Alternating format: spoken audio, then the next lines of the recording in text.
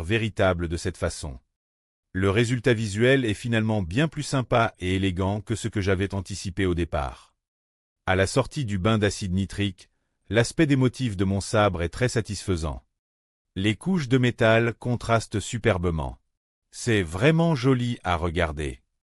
Maintenant que mon sabre est totalement prêt et assemblé, je croise les doigts de toutes mes forces pour que le titre et les 10 000 $ me reviennent. Dans son atelier, Brandon s'active également sur les derniers détails esthétiques de sa poignée composite. C'est le tout dernier jour de l'épreuve, et j'ai encore plein de boulot de ponçage à abattre. Notamment pour la finition de la poignée. Je vais enrouler méticuleusement un fin fil de cuivre torsadé autour de mon manche en cuir.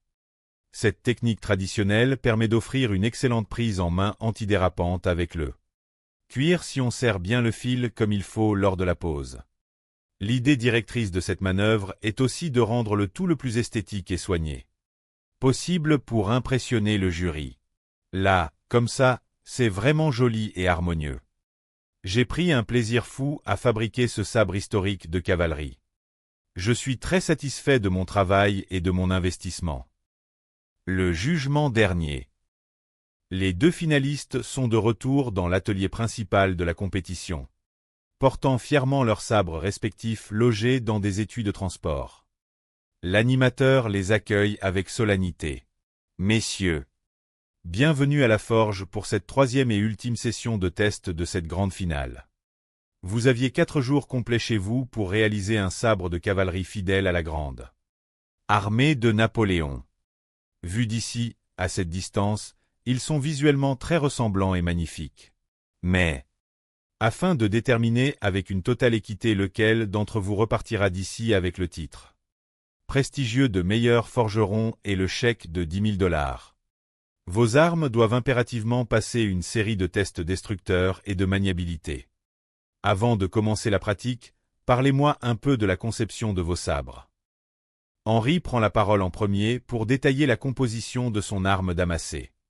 Pour la fabrication de ma lame, explique-t-il, j'ai réalisé un acier damassé complexe à partir d'un mélange de nuances d'acier 80 CRV, 1084 et 15N20 pour obtenir du contraste. Le padane, le quillon protecteur et le pommeau supérieur sont entièrement réalisés à partir de vieux outils de forge de récupération. Le manche en bois, lui, est recouvert d'un cuir fin collé. L'animateur hoche la tête, impressionné. D'accord, c'est un superbe travail de composition, vraiment super. Et vous, Brandon, qu'avez-vous à nous dire sur votre sabre? Brandon présente son arme à son tour. Ma lame est forgée dans un seul bloc d'acier de nuance 80 CRV2 pour la robustesse. Mon manche, quant à lui, est une sorte de Frankenstein de ma propre création avec un mélange audacieux de cuivre imbriqué, de bronze coulé et de cuir noir. L'animateur valide les présentations. Messieurs, vos sabres sont encore à vérifier en détail. Nous allons commencer immédiatement par le test de létalité sous la direction de Doug.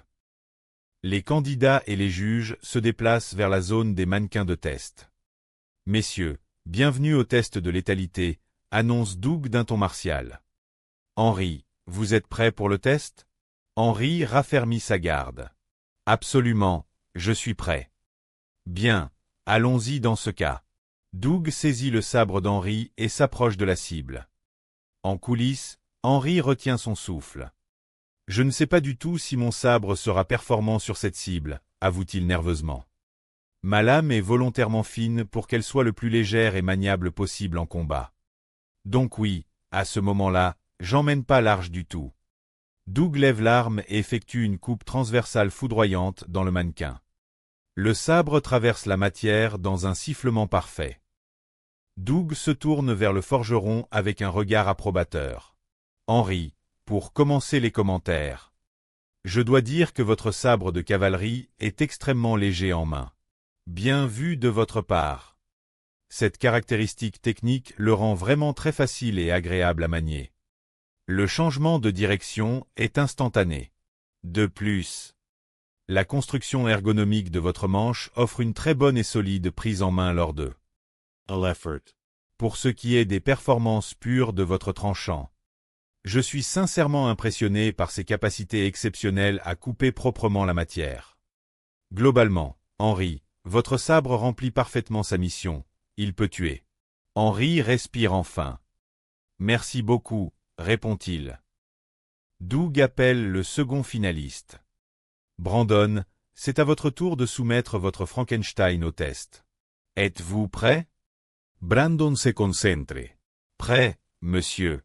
C'est parti, lance Doug en prenant le sabre lourd de Brandon. Brandon observe la scène avec une vive inquiétude. Vu l'extrême longueur et la masse de ma lame. Je suis très inquiet concernant sa résistance mécanique réelle à l'action et à l'impact avec les cadres de test, confie-t-il. C'est le moment où l'expression populaire ça passe ou ça casse prend tout son sens historique. Doug effectue une frappe lourde sur le mannequin. L'impact est puissant et sonore. Doug examine l'arme et livre ses conclusions. Bien, Brandon, analysons le résultat. Commençons par commenter votre manche originale façon la fiancée de Frankenstein. Le bronze que vous avez judicieusement ajouté à la structure est très agréable et s'intègre parfaitement bien dans la paume de ma main lors du mouvement. Bien, au moins la prise est bonne. Cependant, on constate un défaut géométrique majeur. Votre lame est nettement décalée par rapport à l'axe de la base de la poignée. Elle est déviée vers un côté. De ce fait, à chacune de mes frappes puissantes, et comme votre lame est plutôt épaisse et lourde, on ressent une forte torsion désagréable dans le poignet en fin de mouvement de coupe.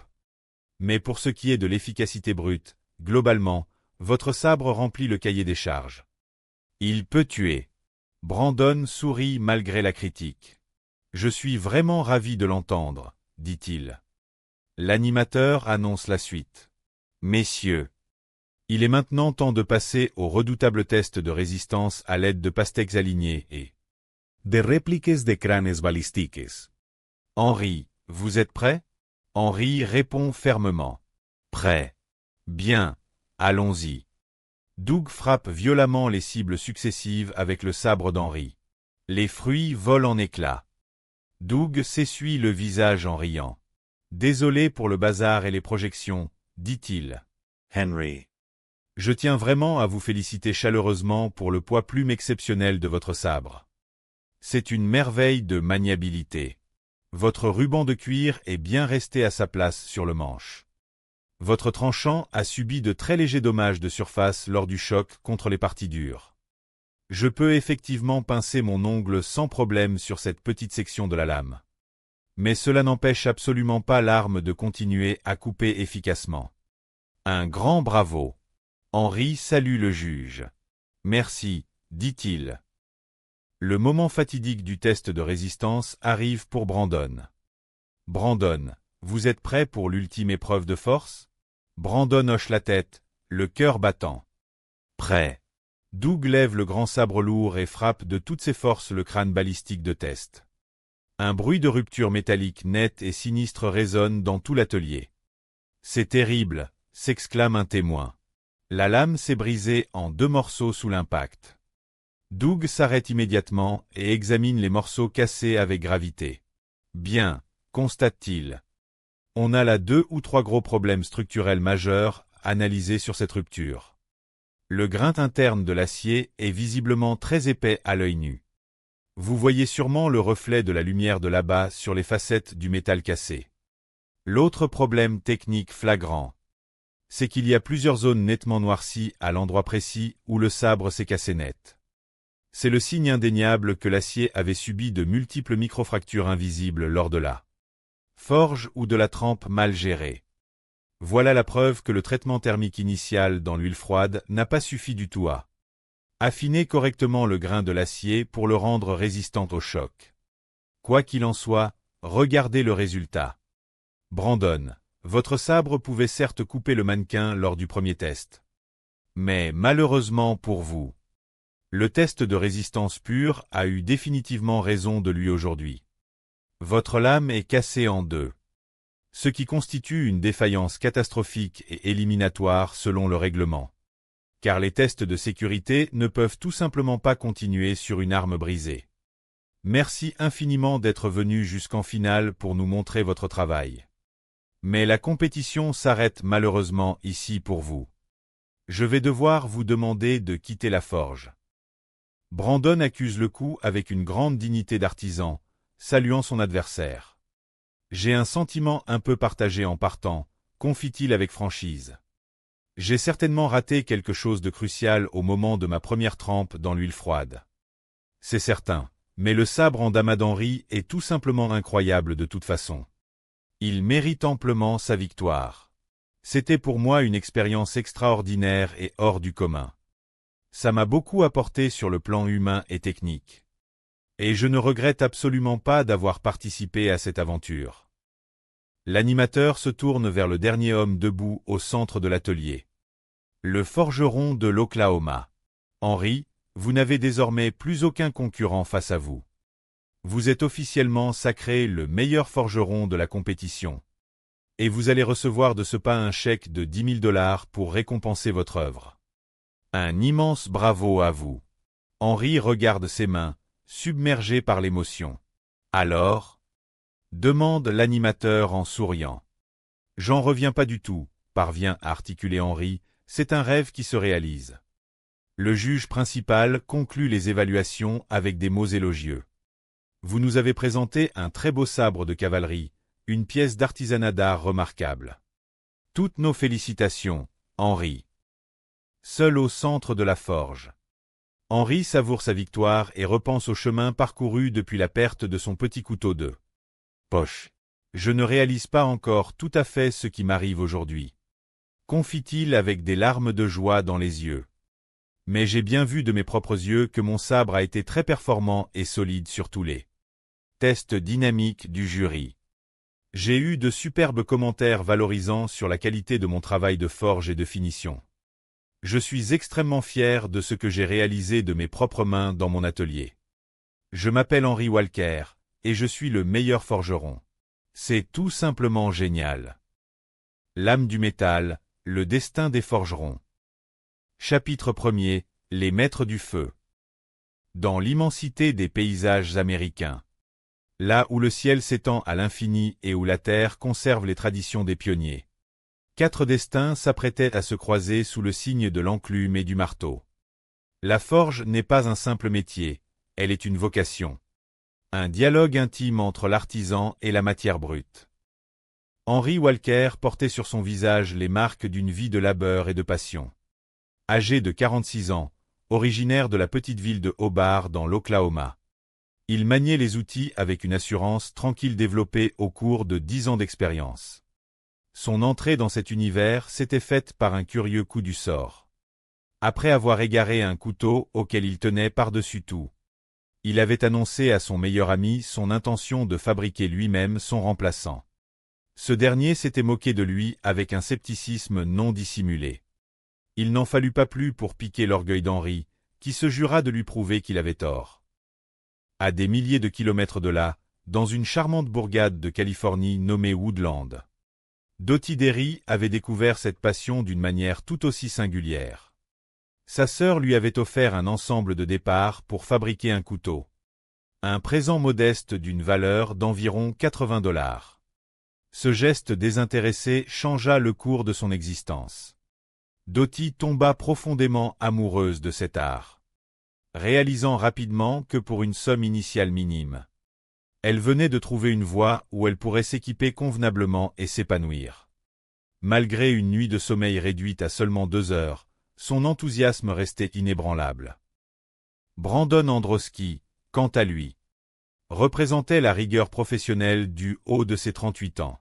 Venu de Provo dans l'Utah, il avait scellé son destin à l'âge de 8 ans en empruntant un ouvrage d'histoire sur les Vikings à la bibliothèque locale.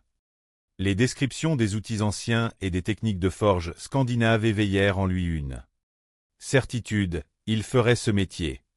Profondément humaniste, Brandon avait instauré une noble tradition dans son atelier. Ayant de nombreux amis proches ayant servi sous les drapeaux, il connaissait les difficultés du retour à la vie civile pour les vétérans de l'armée américaine. Pour les aider à canaliser leurs émotions et à trouver une paix intérieure, il offrait bénévolement à chaque ancien combattant un cours complet de fabrication d'armes blanches. nourrissant le rêve d'ouvrir un jour un centre dédié à leur reconstruction. Le quatrième artisan, Matt Danielson, âgé de 40 ans, dirigeait avec fierté une école de coutellerie à Salt Lake City. Soutenu par l'amour indéfectible de son épouse et de ses 4 enfants, il voyait dans cette discipline une opportunité magnifique de transmettre un savoir-faire ancestral.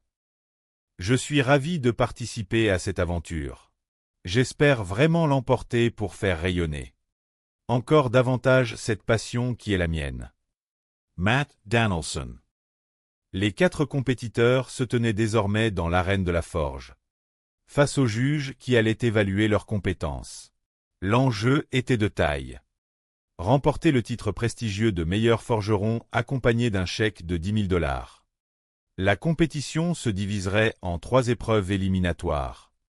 Sous le regard expert d'un jury intransigeant composé de Doug, David et Jay. Chapitre 2. Le défi du garage. L'animateur désigna l'espace situé derrière lui, où s'entassaient divers objets hétéroclites typiques d'un garage de particulier, un matelas usagé, un trampoline, des tringles à rideaux, des pogo-sticks et des pinces à linge de récupération. Malgré leur apparente disparité, ces objets partageaient une caractéristique technique essentielle. Ils contenaient tous des ressorts en acier à haute teneur en carbone, un matériau idéal pour la forge de haute qualité. L'ordre de sélection ayant été déterminé par un tirage au sort, les candidats s'avancèrent tour à tour. Tableau de sélection des matériaux. Forgeron. Objet sélectionné. Motivation principale. Brandon. Le trampoline. Facilité de démontage et gain de temps précieux. Body. Le pogo-stick rouillé. Choix stratégique par défaut pour la qualité du ressort. Henry. Les pinces à linge. Robustesse éprouvée de l'acier interne pour un mélange de poudre. Matt. Le matelas. Quantité de matière supérieure au tringle à rideaux. Pour les 3 forgerons qui franchiraient cette première étape, il s'agirait ensuite d'ajouter un manche adapté afin de transformer leur création en une arme fonctionnelle capable de subir de redoutables tests de résistance et de tranchant. Le chronomètre fut lancé pour une durée de 3 heures. L'atelier s'anima immédiatement d'une énergie débordante. Tandis que Dottie se dirigeait vers la scie pour découper son pogo-stick, Henry commença à démonter minutieusement ses pinces à linge avec une dextérité qui rappelait à scie. Méprendre le décortiquage de tête de crevette. Pour stabiliser sa billette, Henry décida de tapisser l'intérieur de son caisson de protection métallique avec du blanc correcteur. Une astuce visant à empêcher l'acier au carbone d'adhérer aux parois de fer doux d'une épaisseur d'à peine 2,5 cm. Matt, cherchant à gagner du temps, préféra insérer une simple feuille de papier au fond de son caisson, comptant sur la chaleur extrême du foyer pour la réduire en cendres et éviter ainsi l'adhérence sans devoir attendre le séchage d'un produit liquide.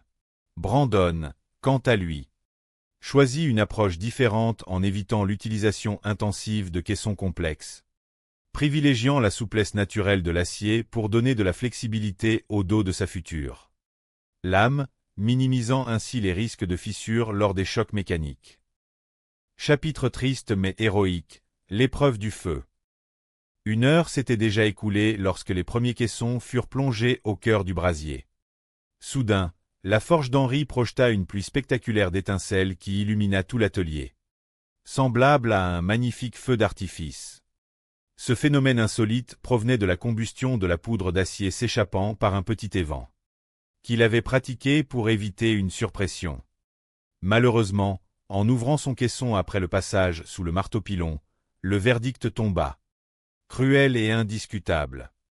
La perte excessive de matière et l'intrusion d'oxygène avaient provoqué des fissures profondes sur l'ensemble de la billette. Je commence un peu à paniquer. Si je me loupe encore une fois, je n'aurai pas de lame à présenter au juge. Henry Walker. Faisant preuve d'un courage exemplaire et refusant de baisser les bras, Henry décida de tout recommencer à zéro alors qu'il ne restait que 60 minutes à l'horloge. Il passa 10 minutes supplémentaires à décortiquer une nouvelle série de pinces à linge sous les regards admiratifs de ses pairs. Pendant ce temps, les autres concurrents avançaient sur leurs projets respectifs. Brandon façonnait un copie grec, une arme courbe redoutable dotée d'une géométrie agressive. Matt s'attelait à la fabrication d'un scramasax viking. Un couteau long réputé pour sa polyvalence au combat et à la découpe. Dottie, en revanche, rencontrait des difficultés avec sa meuleuse. Sa billette conservait une épaisseur excessive d'1 centimètre. L'acier doux s'avérant particulièrement tenace à éliminer dans le temps imparti. Dans les derniers instants du combat contre le temps, les artisans procédèrent à l'étape cruciale de la trempe, immergeant le métal incandescent dans l'huile protectrice. Fin de la première épreuve, décompte, 5, 4, 3, 2, 1. Posez vos outils. Chapitre 4. Le premier verdict. L'examen des lames signatures révéla des fortunes diverses. Henri présenta une pièce surprenante, forgée en un temps record. Dotée d'une belle ligne malgré un léger défaut d'alignement au niveau de la soie que le jury lui demanda de corriger lors de la phase suivante. Brandon reçut des éloges pour l'absence de défauts apparents dans son acier, bien que sa lame manquât légèrement de rectitude. Le scramasax de Matt séduisit par son esthétique agressive, malgré un manche jugé un peu trop volumineux. Le choix des juges se porta finalement sur Dottie pour l'élimination, n'ayant pas eu le temps de retirer l'intégralité de son caisson protecteur. Sa lame nécessitait un travail de meulage trop important pour être jugé fonctionnel. C'est avec dignité et un sourire sincère que la jeune femme quitta l'aventure, heureuse d'avoir relevé le défi et déterminée à poursuivre son apprentissage dans son atelier. Californian. La deuxième épreuve commença immédiatement pour les 3 forgerons restants. L'objectif était clair, finaliser l'arme, corriger les imperfections géométriques et concevoir un manche bicolore présentant 2 teintes distinctes sur chaque face, le tout en 2 heures montre en main. Matt choisit d'associer un bois rouge chaleureux à de l'érable clair, séparé par une élégante mitre en cuivre destinée à renforcer la jonction. Confronté à une soie trop dure pour être percée par une mèche classique, il utilisa un chalumeau pour adoucir localement le métal tout en maintenant le tranchant immergé dans l'eau afin de préserver sa dureté. Brandon, conscient des remarques du jury sur la finesse de sa poignée, inséra des couches de cuir épais entre le bois et la structure métallique pour donner du volume à l'ensemble. Henri, affichant une décontraction totale, assembla ses composants avec une avance confortable, accordant un soin méticuleux aux finitions de sa monture. Chapitre 5. L'épreuve de vérité. Les couteaux achevés d'une beauté remarquable furent soumis au terrible test de résistance. Le premier examen consistait à frapper violemment les structures en acier de pogostique pour éprouver la solidité des tranchants et des assemblages. La lame de Matt survécut à l'épreuve, mais son traitement thermique légèrement trop chaud rendit l'acier cassant, provoquant d'importants éclats sur le fil du tranchant. Le copie de Brandon encaissa bien les impacts, bien que son fil subît de légères déformations perceptibles au toucher. L'arme d'Henri démontra une excellente ergonomie, subissant des dégâts mineurs tout à fait acceptables compte tenu de la dureté de la cible. Le second test, axé sur la qualité du tranchant, demandait au forgeron de sectionner des tubes en caoutchouc suspendu, malgré les brèches de sa lame. Le couteau de Matt parvint à couper la matière grâce à un effet de scie improvisé. Brandon et Henri réussirent également à valider le test, bien que les dommages subis lors de l'épreuve précédente eussent émoussé certaines sections de leur lame, empêchant une coupe parfaitement nette du 3e tube pour Henri. Après délibération, les juges décidèrent d'éliminer Matt, dont la lame avait le plus souffert mécaniquement lors des impacts. Ce dernier salua la décision avec fair-play, reconnaissant la dureté de l'épreuve et se disant fier d'avoir repoussé ses propres limites. Chapitre 6. L'épée de l'empereur. La grande finale ouvrit ses portes à Henri et Brandon, pour se départager et conquérir le titre suprême. Ils reçurent la mission de fabriquer au sein de leur propre forge une arme légendaire. Le sabre de cavalerie de la Grande Armée sous Napoléon. Cette arme blanche emblématique du début du XIXe siècle. Célèbre pour ses ravages lors de la bataille d'Austerlitz en 1805. Se caractérisait par une lame à tranchant unique fortement courbée vers le haut. Conçue pour délivrer une puissance dévastatrice. Le cahier des charges imposait une longueur de lame comprise entre 71 et 66 cm. La présence d'une gouttière sur chaque face, ainsi qu'une poignée équipée d'un quillon, d'un orillon et d'un bouton de rivure. Les artisans disposaient de 4 jours pour accomplir ce chef-d'œuvre. Henri opta pour la création d'un acier damassé complexe, combinant les nuances d'acier 80C RV2, 1084 et 15N20 qu'il torsada avec art pour obtenir un motif visuel unique. Après avoir surmonté une déformation majeure lors de la première trempe au 3e jour, il réitéra patiemment le traitement thermique pour obtenir une lame parfaitement rectiligne, qu'il compléta par un manche en noyer recouvert de cuir fin et une garde façonnée dans un vieil acier de récupération. Brandon choisit de travailler une pièce massive d'acier 80C RV2. Au cours du 3e jour, il commit l'erreur de procéder à la trempe dans une huile froide qu'il avait oublié de préchauffer, ce qui rigidifia excessivement la structure cristalline du métal. Pour le manche, il réalisa un assemblage composite-audacieux alliant le cuivre, le bronze et le cuir, complété par une garde en acier W2 et un fil de cuivre torsadé pour optimiser l'adhérence. Chapitre 7. Le triomphe de l'artisan. De retour dans l'atelier officiel pour l'ultime confrontation. Les 2 sabres impressionnèrent les spectateurs par leur élégance et leur fidélité historique. Doug prit en main l'arme d'Henri pour le test de létalité. D'une légèreté remarquable et d'une maniabilité exemplaire. Le sabre trancha les cibles avec une fluidité absolue. L'arme de Brandon. Bien que plus lourde et souffrant d'une légère déviation axiale par rapport à sa poignée, remplit également sa fonction avec succès. L'ultime verdict se joua lors du test de résistance sur des structures rigides simulant des crânes. Et des fruits d'expérimentation. Henri s'élança le premier. Son sabre accusa un infime fléchissement du fil sans altérer ses capacités globales. Lorsque vint le tour de Brandon, le choc fut fatal. Sous l'impact violent, sa lame se brisa net en plusieurs morceaux, révélant une défaillance structurelle majeure. L'examen des fragments mit en évidence un grain d'acier excessivement grossier et la présence de microfractures sombres. Conséquence directe du choc thermique incorrect subi lors de la trempe dans l'huile froide. En raison de cette rupture catastrophique, la compétition prit fin immédiatement. L'animateur s'avança vers le vainqueur pour sceller cette aventure humaine et technique. Henry. Vous n'avez plus de concurrent. Vous êtes le meilleur forgeron et vous recevez un chèque de 10 000 $. Aidé. Henry Walker. L'artisan de l'Oklahoma qui avait commencé la forge pour relever le défi amical de son compagnon, laissa éclater sa joie et sa fierté. Son parcours, jalonné d'obstacles surmontés avec persévérance,